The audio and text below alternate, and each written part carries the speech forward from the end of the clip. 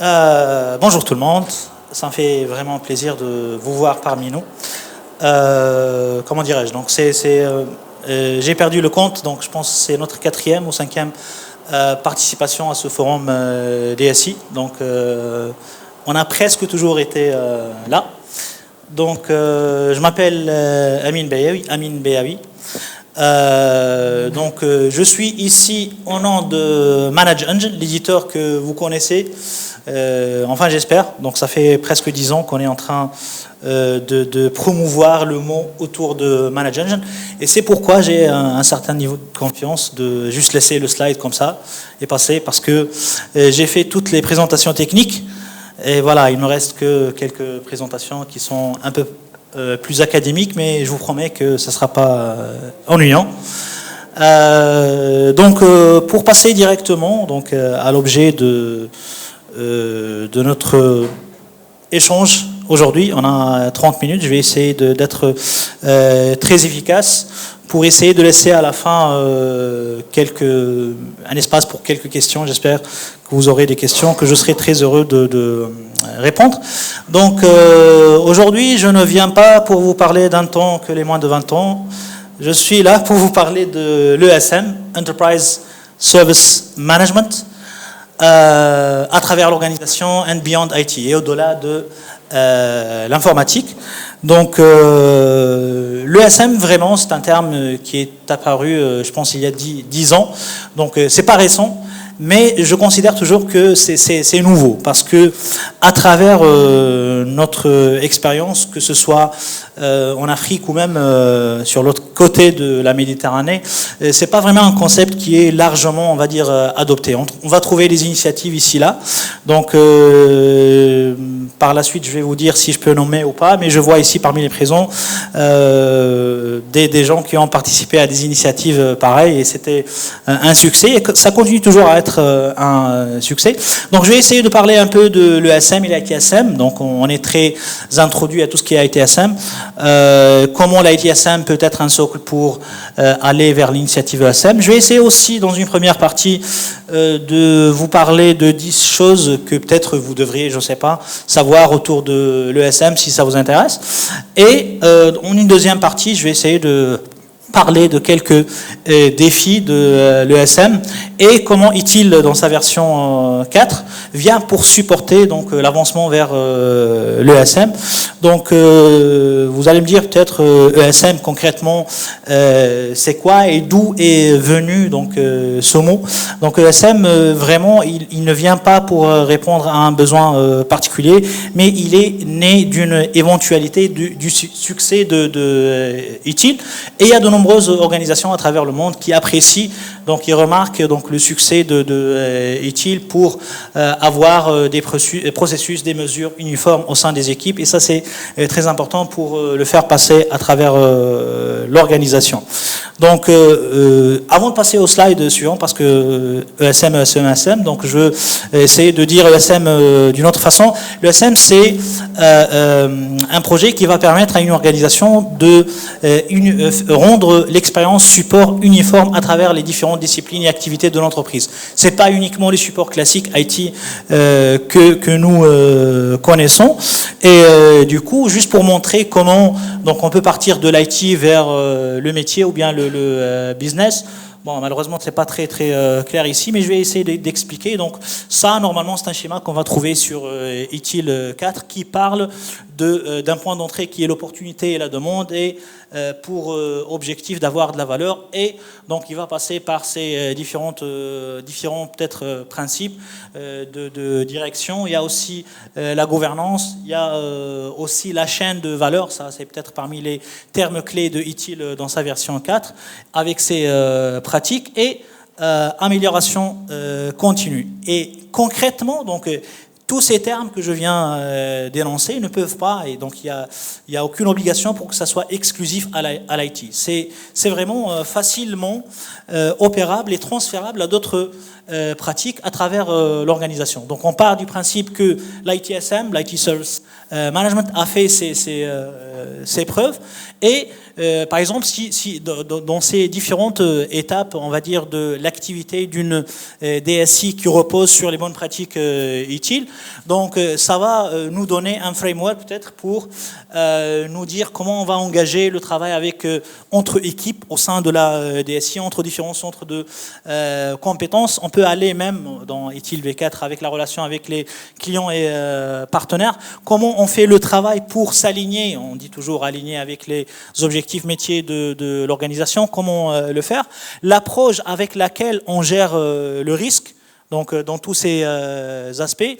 Comment aussi, donc ça évoque la partie release management, donc il y a des organisations qui le font en s'inspirant de ITIL, comment on met en ligne un produit ou bien comment on passe à la production avec une nouvelle version ou bien un nouveau produit. Et bien évidemment, il y a la partie documentation et gestion des connaissances. Donc réellement tout ça, ça on peut l'appliquer sur n'importe quelle autre activité. C'est pas vraiment intrinsèque à l'IT. Quand on parle de comment, c'est-à-dire opérer au sein d'une équipe, comment on s'aligne avec les objectifs métiers, comment on approche la gestion du risque, etc.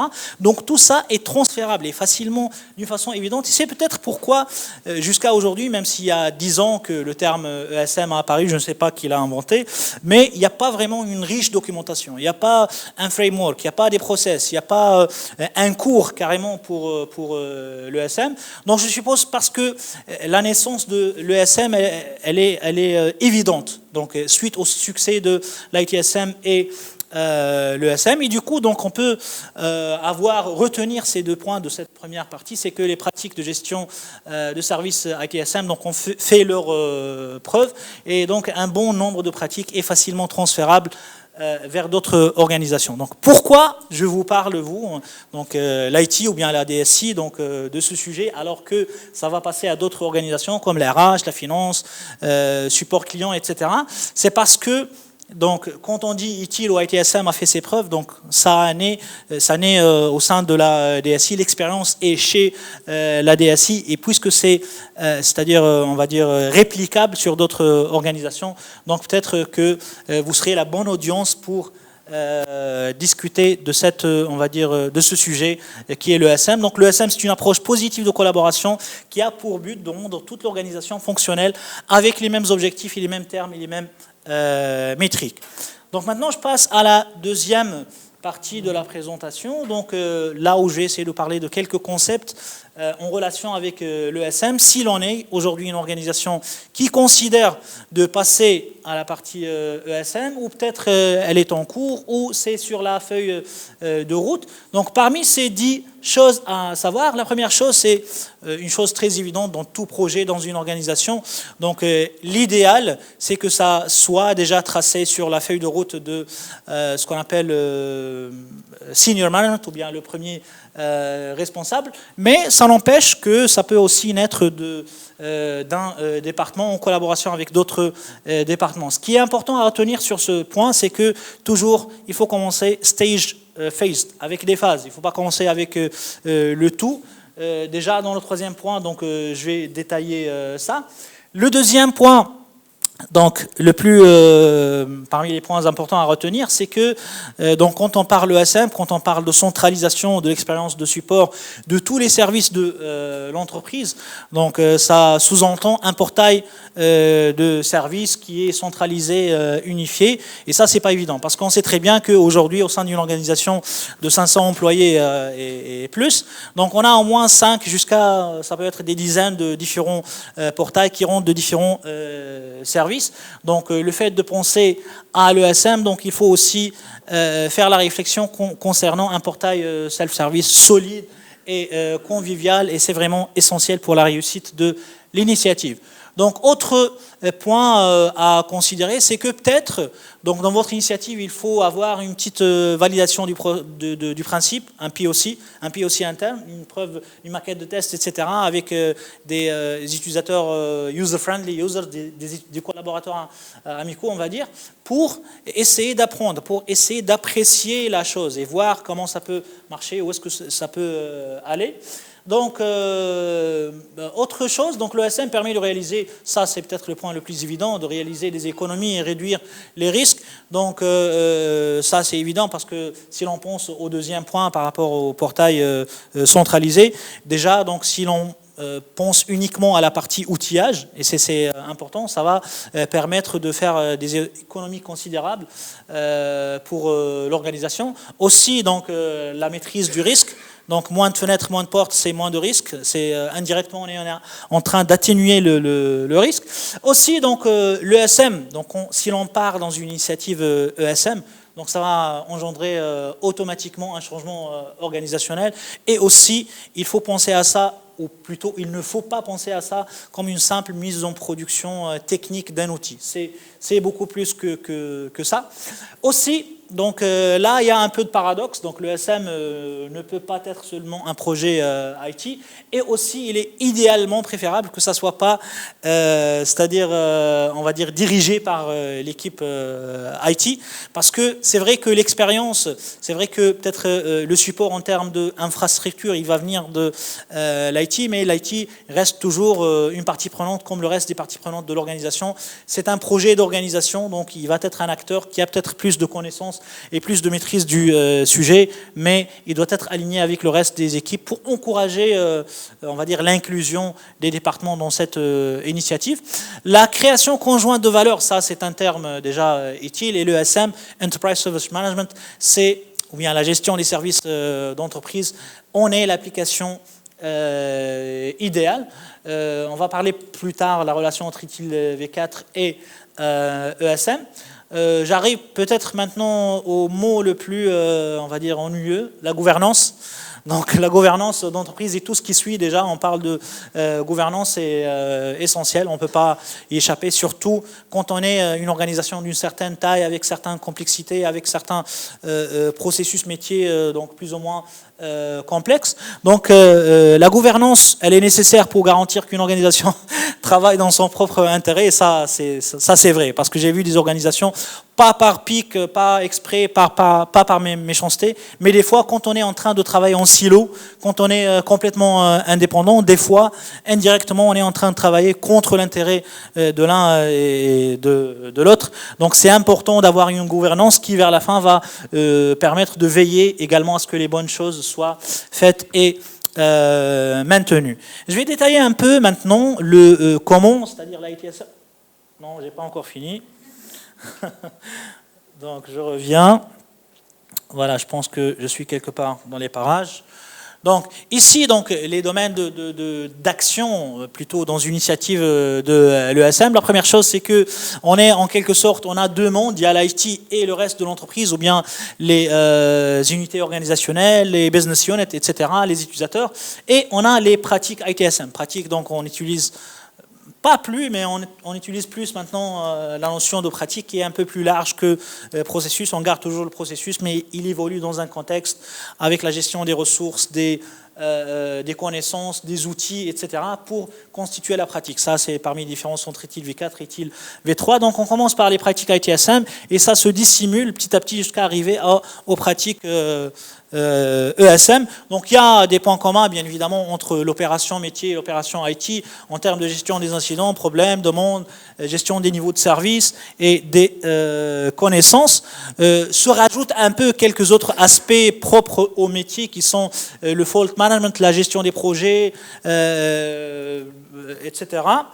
Et au milieu de tout ça, donc l'intégration réellement, donc dans ces domaines de travail, c'est tout ce qui est en relation avec le développement, les intégrations, les connexions entre les applications métiers et votre plateforme ESM, l'expérience utilisateur interne et l'expérience du client, tout ce qui est business analytical, tout ce qui est intégration, collaboration et la conception et l'implémentation des flux de travail.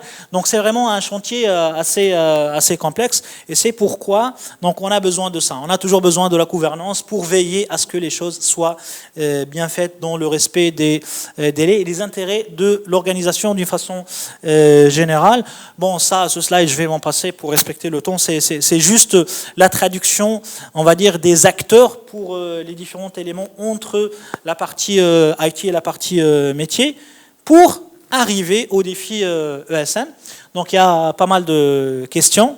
Et je vous dis dès maintenant que j'ai pas de réponse.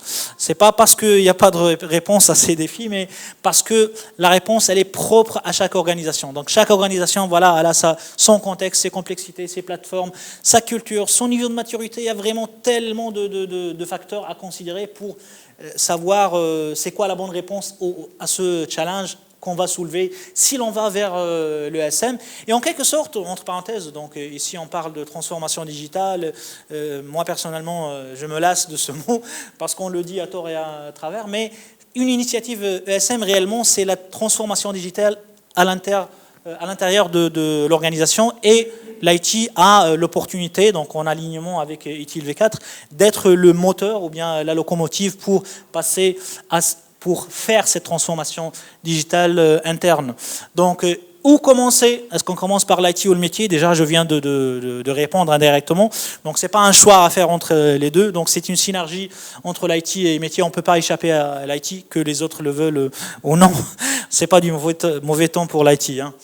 Donc, aussi, il y a la question, la problématique du propriétaire ownership de l'ESM. Est-ce que c'est l'IT, est-ce que c'est la qualité, etc. Après, ça reste une décision d'organisation qui dépend aussi on va dire, de l'organisation de l'entreprise et du changement organisationnel. Est-ce que ça va toucher ou pas, etc. Aussi, une question très très importante. Donc, je vous ai promis que je ne vais pas parler de produits, mais je ne parle pas de produits particuliers. Donc, il y a un lien entre ça et ça, l'orientation des éditeurs et les points d'entrée, et quel système devrait-on utiliser. Ça aussi, c'est vraiment très important parce qu'on va tracer ensemble une feuille de route pour passer à l'ESM, de l'ITSM à l'ESM, mais vers la fin, il nous faut proprement des outils pour traduire la vision de l'organisation. Et c'est vrai, encore une fois, je reviens au point où ESM n'est pas vraiment un concept qui est, on va dire, démocratisé, un concept qui est standardisé. Et du coup, donc c'est parmi les challenges à y penser. Donc il nous faut il n'y a pas beaucoup d'outils donc qui vont, on va dire, pas forcément dire que voilà, on fait de l'ESM, mais ils ont un niveau de flexibilité qui permet de créer et d'implémenter des flux de travail complètement indépendants entre des organisations complètement indépendantes, mais qui dépendent de leur besoin de s'aligner avec, c'est-à-dire le besoin ou bien les objectifs de l'entreprise. Donc, il y a aussi un autre challenge très important, ce qui est réellement que des fois, et moi j'ai rencontré ça, donc quand on vient pour supporter une entreprise dans son initiative ESM, donc il y a des équipes ou bien des départements qui vont vous dire merci mais non merci, thanks but no thanks. Ok, on comprend, mais on a déjà notre truc qui tourne. On a un autre truc qui est déjà mature. C'est vrai que c'est fermé sur notre besoin, mais il est là. Donc là, il y a une réflexion à faire au niveau de l'organisation pour voir comment faire dans ce genre de situation. Aussi, donc, des questions donc, qui ne nécessitent pas vraiment beaucoup de développement, qui définit la valeur, l'appellation. Nous, on appelle ça l'ESM, peut-être d'autres organisations appellent ça autrement. Appelez ça comme vous voulez. L'essentiel, c'est la co-création de valeur. Et là, je reviens au même slide pour dire que voilà, ITIL V4 offre une bonne plateforme pour élaborer une approche ESM. Et là, je passe à la quatrième porte ou bien partie de la présentation. Et la dernière, mais c'est un peu plus long, je vais essayer de résumer. Donc, comment ITIL V4 aujourd'hui vient en support de cette initiative ou bien des initiatives ESM des organisations. La première chose, je ne sais pas si entre vous, je suis sûr que beaucoup d'entre vous ont fait ITIL, mais on a tous fait ITIL V3. Et avec ITIL V4, donc il y a vraiment beaucoup de changements. Et moi, personnellement, la chose que j'ai remarqué, que j'ai compris directement ou indirectement, c'est que ITIL, c'est vrai que c'est né de l'IT, mais elle se veut plus holistique, plus universelle. Elle se veut un peu indépendante de l'IT. Même dans son langage, par exemple, l'histoire de ces processus et pratiques, l'histoire de... On ne parle pas d'outils informatiques, on parle de produits. Et quand on dit produit, ça peut s'appliquer sur n'importe quelle activité, même le produit même de l'entreprise, qu'il soit tangible ou non tangible.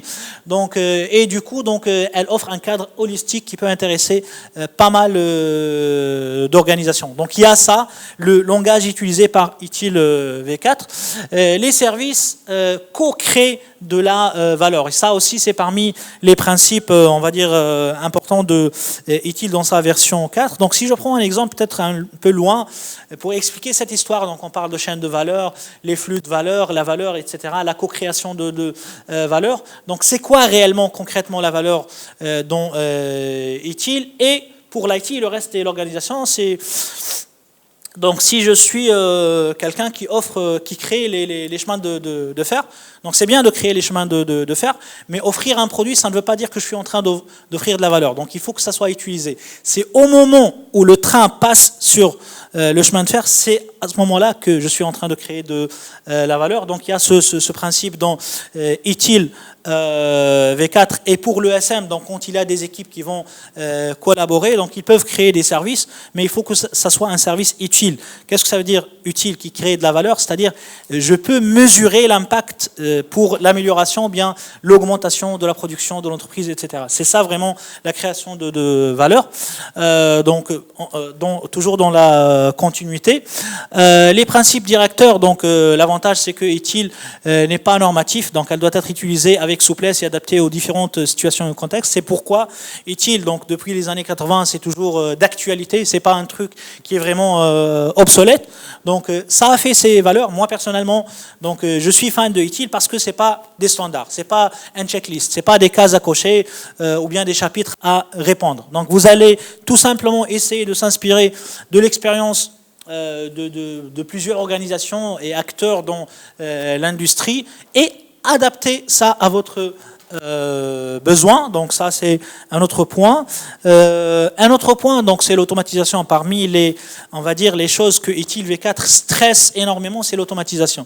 Donc on ne peut pas échapper à ça. Donc quand on peut automatiser, il faut automatiser pour laisser l'humain se concentrer sur les choses qui nécessitent du bon sens, parce qu'on ne peut pas à ce stade-là donc enseigner le bon sens à tout ce qui est automatique. Donc ITIL V4 exige ça, et ça sera de support très très bénéfique pour toute initiative ESM. Si vous vous souvenez du slide là où il y a les différentes activités ESM, donc il y a les intégrations, il y a le développement, c'est-à-dire les workflows, la conception, etc. Donc tout ça, on peut l'automatiser. Donc il y a aussi les 4 dimensions, tout ce qui est organisationnel, ressources humaines, la relation avec les partenaires et les fournisseurs, le flux de valeur et les process. Donc ces 4 dimensions sont là juste pour nous rappeler que tout le travail est connecté à travers une organisation. Nous devons impliquer tous les domaines et oublier l'histoire de travail en silo qui existe malheureusement toujours. Donc voilà, donc comment dirais-je, donc j'ai tenu à ma promesse. Donc je suis arrivé au dernier slide. C'est efficace. Donc on s'emmerde, donc il y a 4 points à retenir de tout ça. Donc initiative de support, on va dire unifiée à travers l'organisation de tous les services, de tous les départements. Ça va utiliser la valeur prouvée des pratiques ITSM. Ça va commencer par vous, l'IT, pour un résultat, on va dire, universel au sein de l'organisation. ESM nécessite une bonne gouvernance, une bonne gestion de changement, le libre service et une approche flexible. Donc, qu'est-ce que ça veut dire réellement approche flexible? C'est bien de documenter, d'avoir des process, mais on ne va pas avoir des process pour chaque pas qu'on fait. C'est l'agilité. Les défis de l'ESM, donc la prise en charge, le ownership, les points de départ, on part d'où, qui est le responsable, la clarté des objectifs, la consolidation des outils. Et en dernier point, donc ITIL 4, c'est une approche moderne, flexible pour développer l'ESM. Langage métier, principe directeur, création conjointe, co-création de la valeur et 4 dimensions, la gouvernance. Maintenant, donc si vous avez des questions, je serai très heureux de vous répondre. But before that, let me take a selfie. Alors, merci. Donc, vous voyez, c'est léger, c'est pas compliqué. Et là, votre service, c'est la certification, c'est quoi? Pardon? Qu'est-ce que vous fournissez par Bah, j'ai promis de ne pas parler outils, mais on a bien sûr des outils. On a des outils et du savoir-faire pour répondre à ça. Donc on a fait des implémentations. Donc il y a parmi nous, donc s'ils veulent parler de l'expérience, donc ils peuvent en parler. Mais sinon, voilà. Donc c'est vraiment très très très important parce que en laissant l'IT évoluer dans son univers et être dans la veille technologique, ça ne doit pas être uniquement au niveau de l'IT. Ça doit être une question abordée par toute l'organisation. Oui. Bah, entre autres, le dashboard, c'est parmi les résultats d'une initiative ESM. Les KPI, ça sera un KPI de toute l'organisation, pas uniquement de l'IT ou de ressources humaines ou de logistique, etc. Oui. You name it, comme on dit en anglais. Vous nommez ce que vous voulez et c'est notre référence. Pas uniquement en Tunisie, mais aussi dans la région. Donc les banques, les opérateurs, on va dire les industries, le pharmaceutique, oil and gas, etc. Pardon? Ils sont là, Tijeri Bank. Oui, je vous passe. Si vous voulez, donc on va dire, un mot qui a travaillé avec l'outil. Yamine, vous venez de dire que l'instauration de l'ESM ne se limite pas à la mise en place de l'outil. Est-ce que vous pouvez développer un peu plus?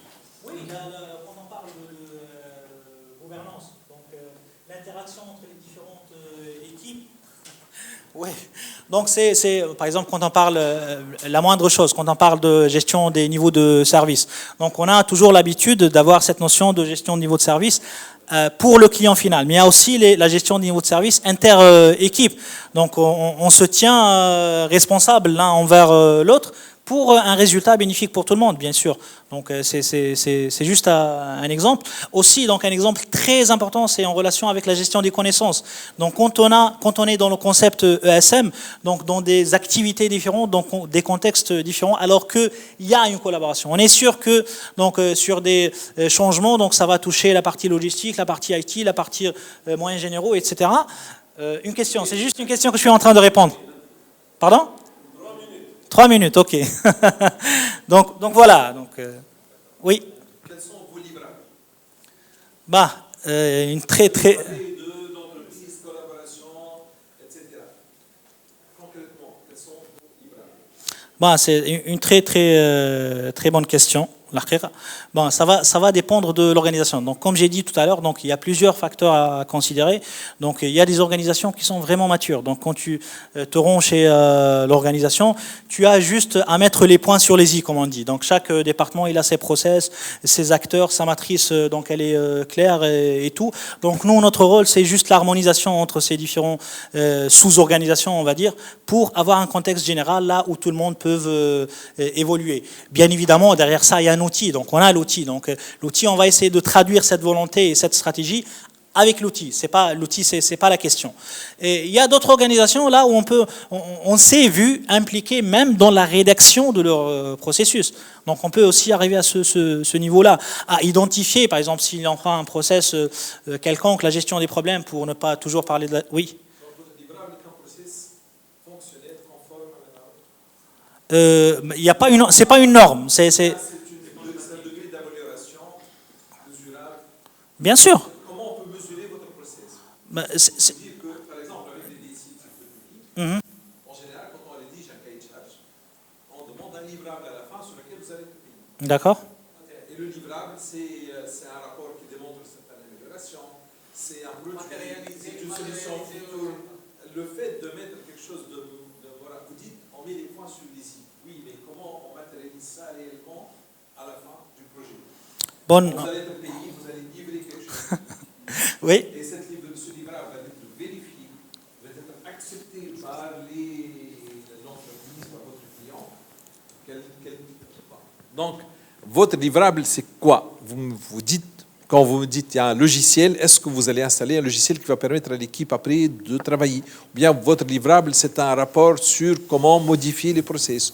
Ou bien votre livrable, c'est un BPMN complet, Business Process Notation complet, qui comporte tout le processus bien décrit avec les couloirs des intervenants, etc. Enfin, Oui, oui, je vous ai compris, mais je vous laisse juste l'espace de s'exprimer davantage.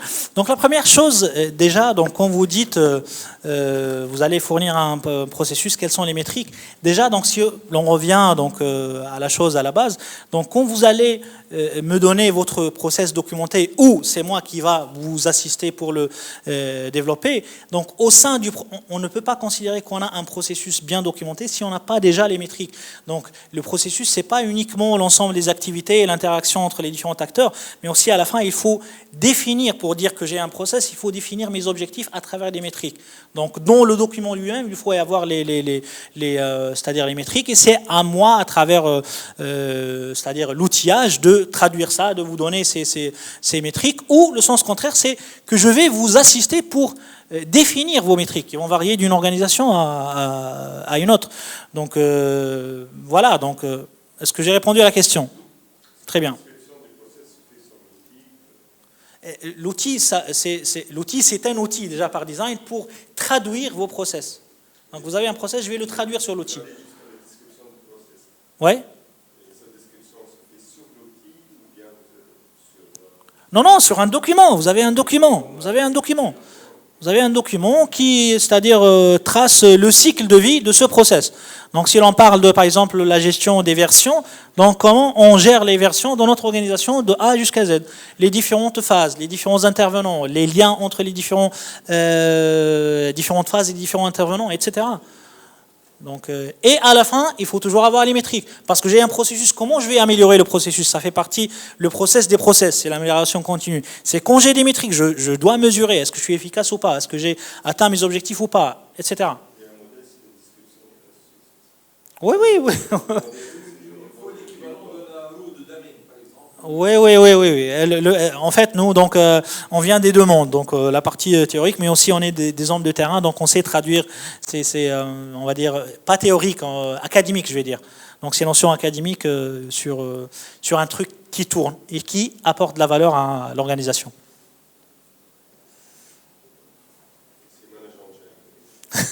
Oui, c'est le sponsor de moi, donc je porte aujourd'hui la casquette de Manage Engine, donc je défends Manage Engine, mais vous avez remarqué, j'ai jamais évoqué le mot Manage Engine.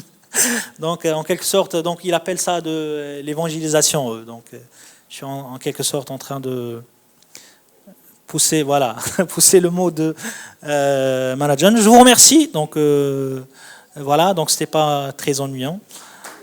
Merci beaucoup, merci à vous. Merci beaucoup.